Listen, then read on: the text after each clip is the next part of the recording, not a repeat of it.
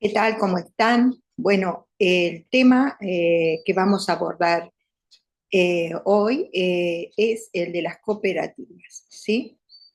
Eh, bueno, este video justamente está realizado porque ante cualquier percance que no se pueda dar la clase, bueno, les será enviado para que ustedes puedan trabajar en grupos, ¿sí? Habíamos abordado la clase anterior el tema de las ONG. En realidad, las ONG que son asociaciones civiles sin fines de lucro, fueron, recuerden ustedes, creadas con la finalidad de ser útiles a la gente, útiles a la población y poder cubrir, podría decirse, aquellos baches que el Estado no cubre y que son de necesidades extremas muchas veces, ¿no? Entonces, en una comunidad se fueron creando ONG, o sea, las organizaciones no gubernamentales, recuerden ustedes, ¿no? El concepto, que si bien el Estado no participa, teóricamente, en muchas de ellas es necesaria la ayuda del Estado para poder funcionar, especialmente a nivel económico.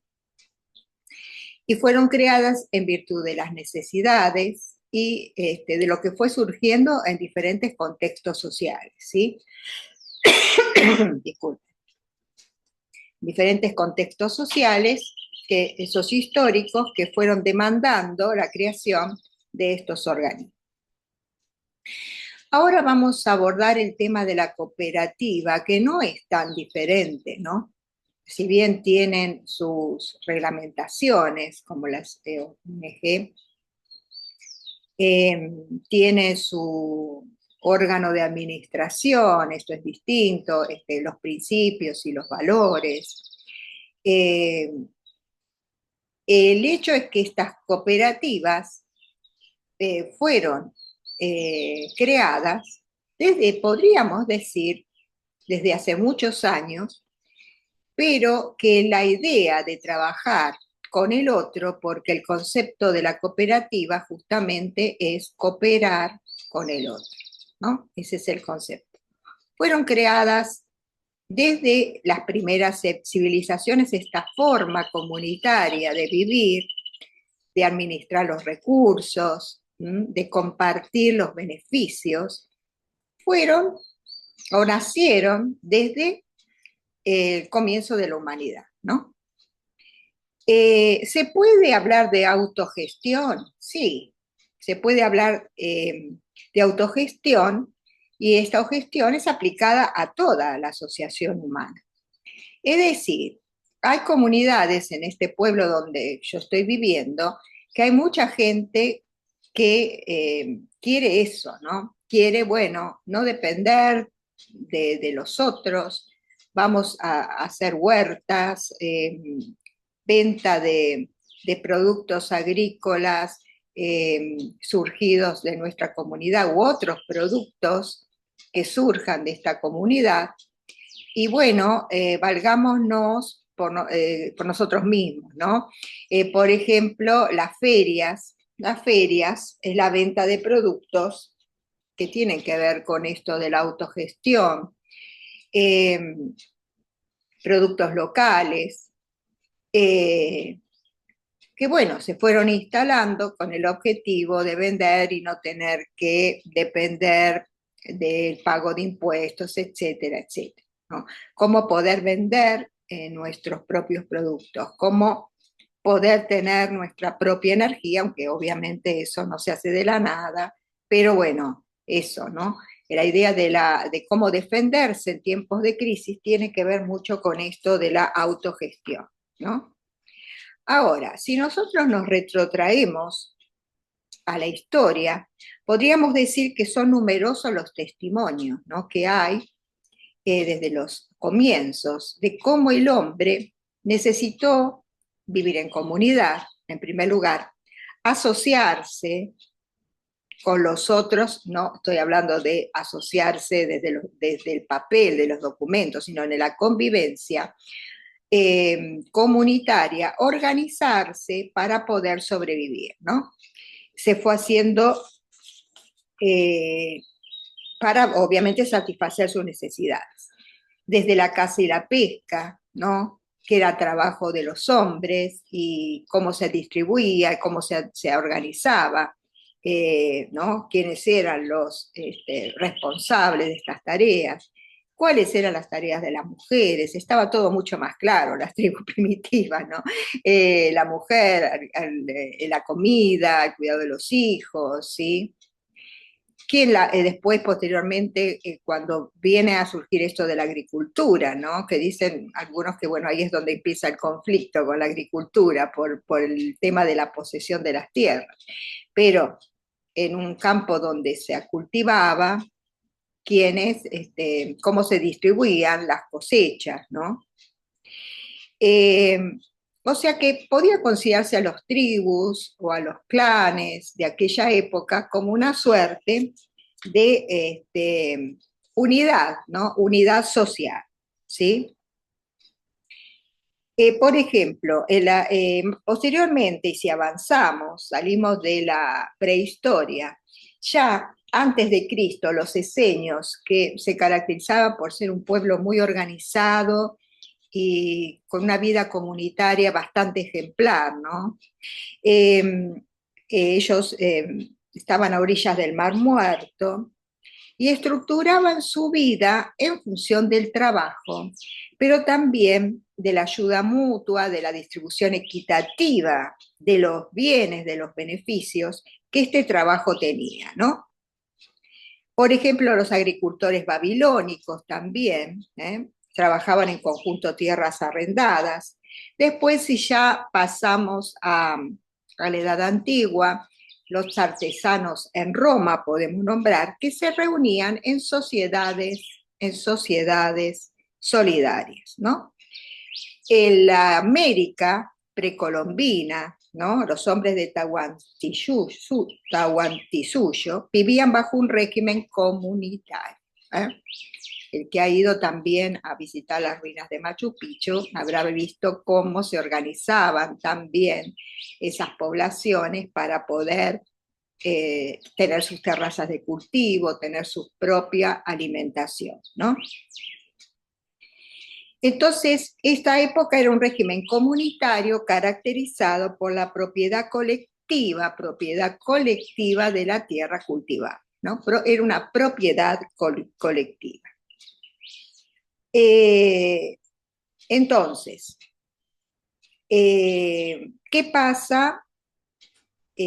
Bueno, en la Edad Media sobresale, eso lo quería comentar, la experiencia de las ansas, con H, mercaderes con un espíritu de estrecha solidaridad que se agrupaban en caravanas. ¿Se acuerdan? Lo habrán visto en algunas películas, que iban en caravanas para garantizar su seguridad ante los peligros, ¿no?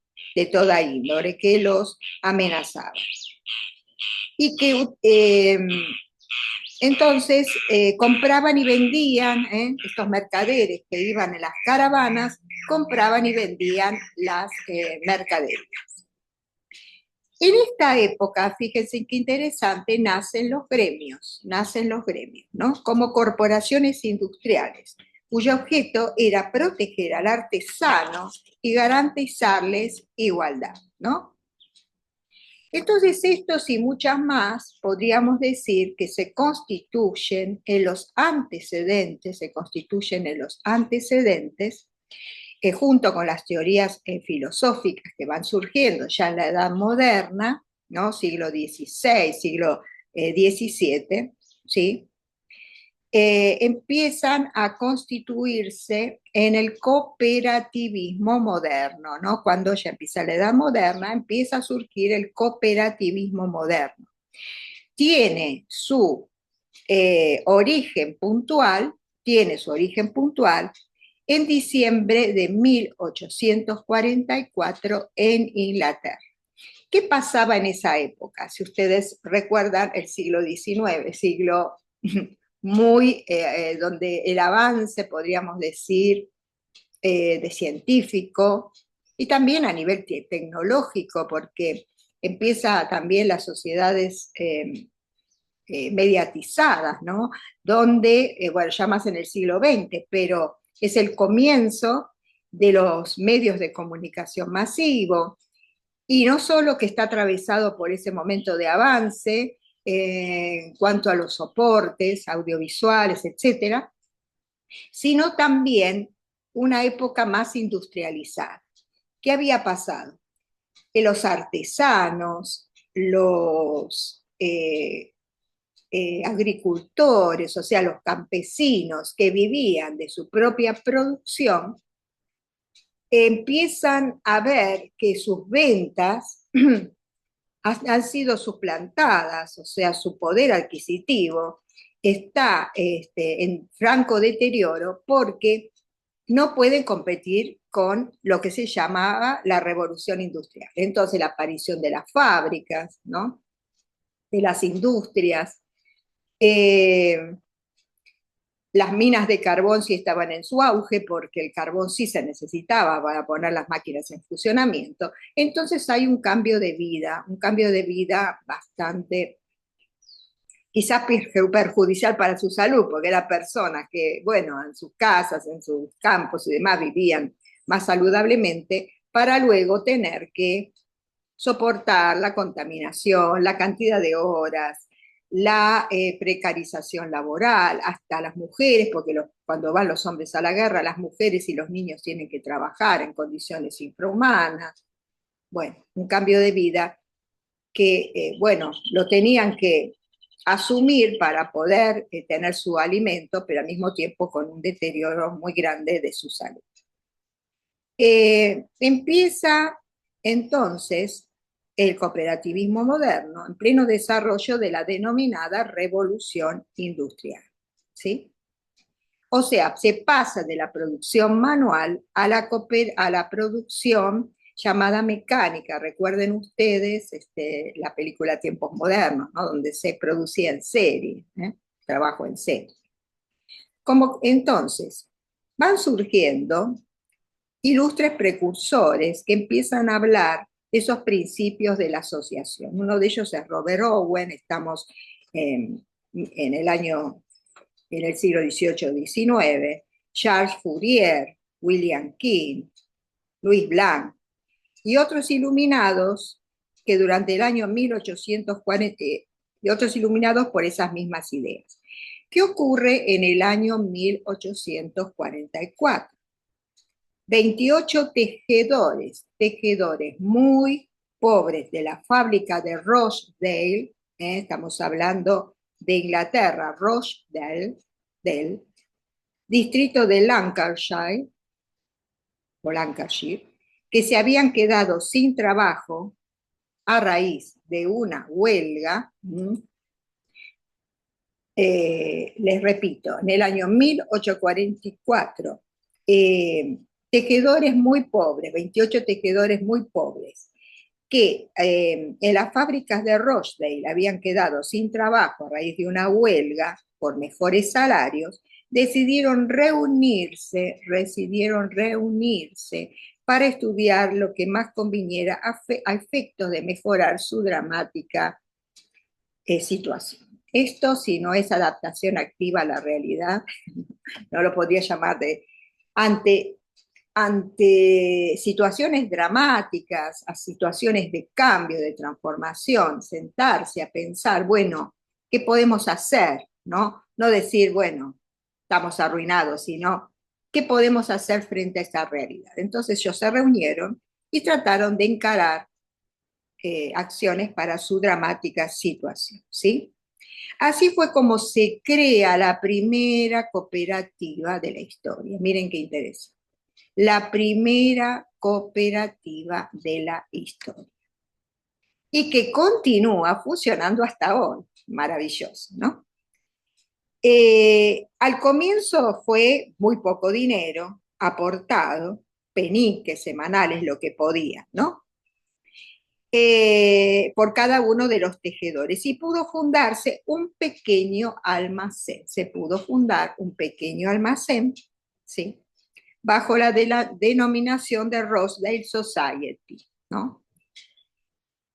Sociedad de los Probos Pioneros de Rochdale, ¿sí? Registrándose como tal el 24 de octubre de 1844. Estamos hablando de la primera cooperativa, ¿sí? Entonces, ¿qué hicieron? Fundaron ese pequeño almacén, pero a su vez establecieron reglas equitativas y prácticas, ¿no? Que en la actualidad, bueno, con todas las modificaciones que pudieron tener a lo largo de la historia, ¿sí? Tienen vigencia, ¿no? La Alianza Cooperativa Internacional ha incluido principios y valores, pero que tienen su base en esta primera cooperativa fundada en el año 1844, ¿sí? Entonces, fíjense qué interesante, eso dio el pie a generarse otras cooperativas que hoy también en día funcionan bajo una alianza internacional de cooperativas, ¿no? ¿Cuál era, además de imponer reglas equitativas y prácticas, cuál es el fin de toda cooperativa? Que haya una distribución horizontal de esos beneficios, de esas ganancias. Hoy en día estamos hablando, cuando uno ingresa a una empresa, de un sistema muy verticalista, donde hay un presidente, un director, un gerente, jefes de departamento, bueno, en una fábrica serán los capataces, los obreros, pero es una eh, constitución, organización verticalista. Acá la cooperativa tiene como fundamental eh, objetivo es una suerte de distribución horizontal, ¿no? Del poder, con el fin también de terminar con el trabajo alienado. Porque, bueno, ni hablar en tiempos modernos, que uno tenía que poner un tapón a una botella constantemente. Entonces, ¿qué poder de creatividad había cuando, o de poder uno, bueno, mejorar o crear, ¿no? Crear en ese trabajo cuando lo que tenía que hacer es siempre lo mismo. Era un trabajo totalmente, no solo rutinario, sino que iba desgastando al hombre. En cambio, cuando en la cooperativa yo me siento parte de ese grupo y puedo introducir ideas y puedo generar, ¿no?, cambios y también que haya también una rotación del trabajo tan saludable, ¿no? Y una rotación de quien dirige, porque supongamos, bueno, fue elegido por unanimidad o por consenso una determinada persona para que fuera un presidente provisorio, porque, bueno, administrativamente se necesita, o se necesitaba, que esa figura fuera también rotativa. Entonces no había una idea de poder depositada sobre una determinada persona. Buscaban una rendición económica. Hubo algunos pioneros de esto como socialistas utópicos que dieron el puntapié inicial. Y también hubo jóvenes cristianos, muy apoyados también por la iglesia, que se oponían al comunismo en ese momento, eran jóvenes más propensos, bueno, a esto del socialismo, no al comunismo, pero se oponían al comunismo y al poder vertical y fueron apoyados en ese momento por el Papa León XIII, ¿sí? Entonces, también fueron ideas de si uno participaba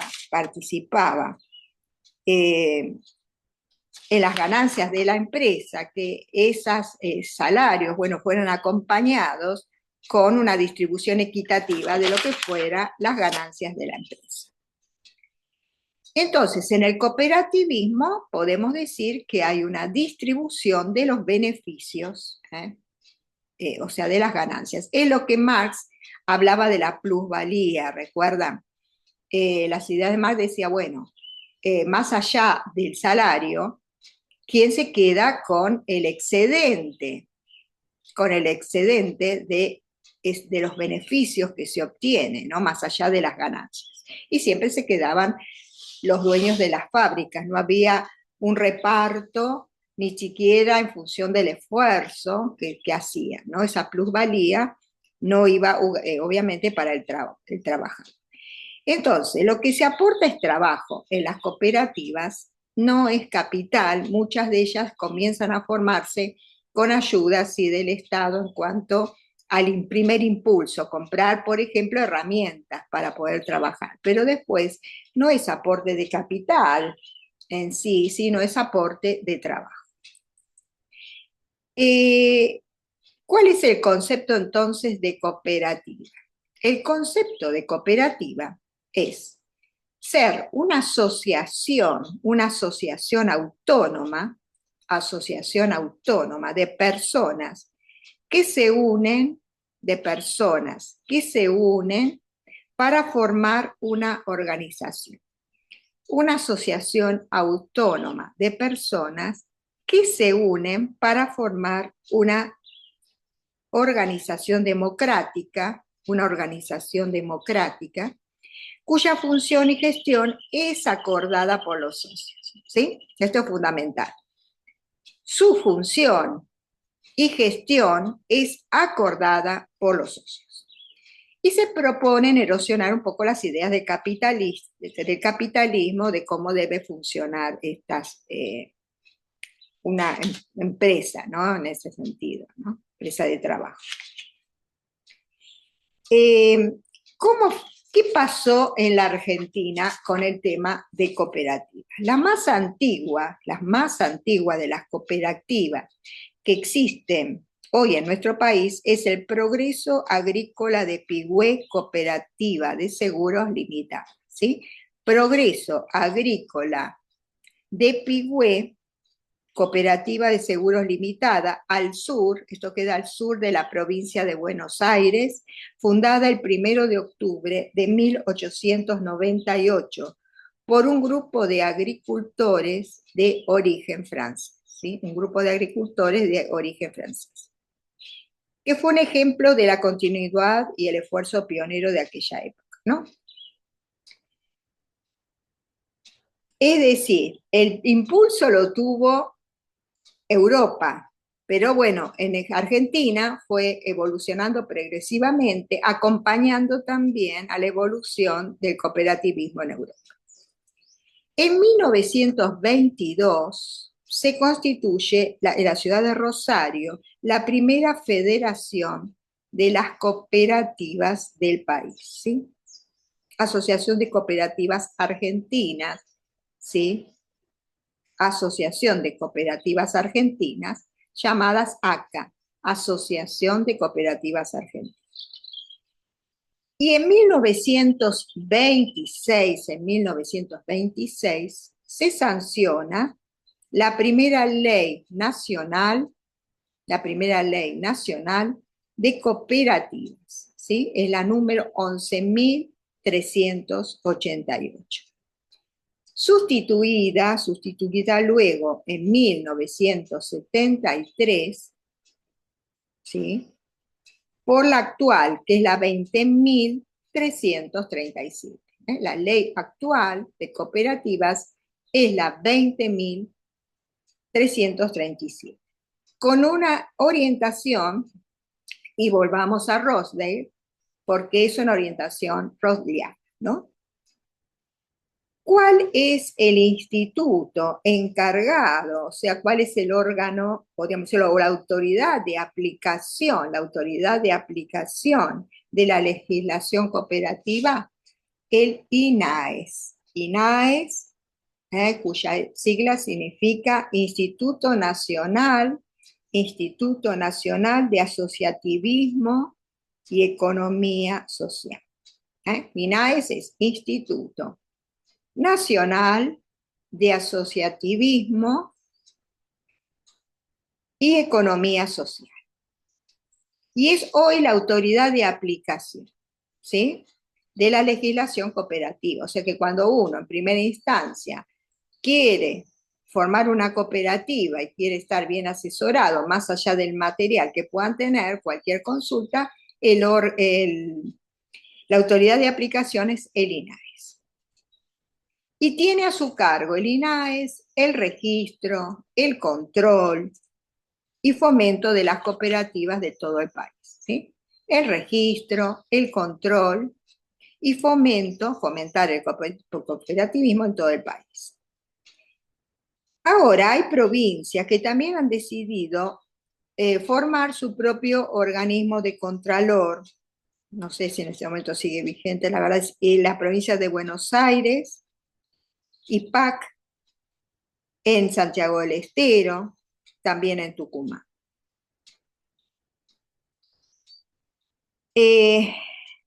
Bueno, hay muchísimas cooperativas, más de 5.000. Algunas han tenido en las épocas de crisis, empiezan a cerrar, pero todo el país un número muy importante de cooperativas. Bien, entonces, el movimiento cooperativo, podríamos decir, que se basa en un constante movimiento, ¿no? Es dinámico, es pluralista, es muy activo. Tiende naturalmente a expandirse. Como organismo mundial a nivel internacional, tenemos la Alianza Cooperativa Internacional, cuyo siglo es ASI. Después, ICA, International Cooperative Alliance, ICA, fundada en Londres en 1895, hoy con sede central en la ciudad de Ginebra, Suiza. Y para un mejor funcionamiento, es decir, que esa alianza cooperativa ASI está hoy funcionando con su sede central en Ginebra, Suiza. Y después, para su mejor funcionamiento, se han estructurado 4 regiones, ¿no? Una de ellas es en Europa, otra es en América, otra es en África, son las ASI, pero distribuidas en distintas regiones. En América, en Asia, en África y en Europa. Bien, si nosotros fuéramos a la representación gráfica del movimiento cooperativo argentino, este adquiere una estructura piramidal, lo que concierne a la representación gráfica del movimiento cooperativo argentino. Tenemos de abajo hacia arriba. En primer lugar tenemos los asociados, ¿no? Los asociados. Después tenemos las cooperativas primarias. Después vienen las federaciones. Luego las confederaciones. Y por último el Consejo Intercooperativo Argentino. Entonces tenemos los asociados, cooperativas primarias, federaciones, confederaciones y Consejo Intercooperativo Argentino. ¿Sí?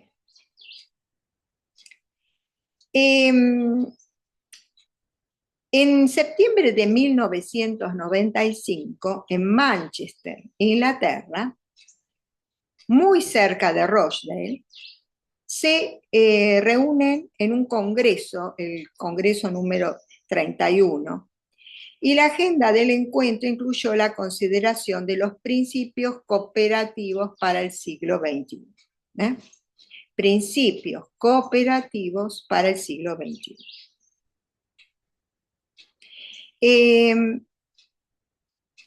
Estos principios cooperativos para el siglo XXI tenían que ver con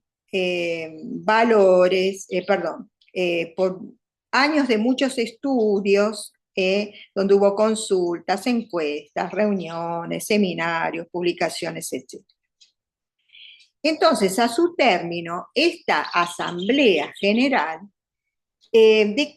aprueba la Declaración de Identidad Cooperativa y en esta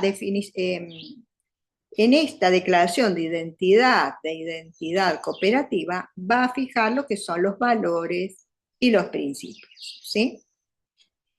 Y en estos principios se mantienen siempre los lineamientos fundamentales de lo que surgió al comienzo en Roche.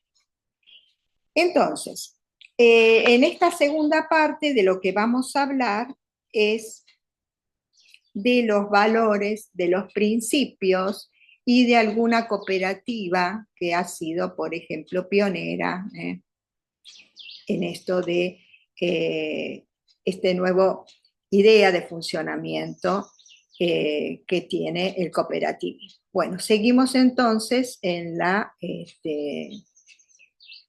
el video siguiente. Muchas gracias.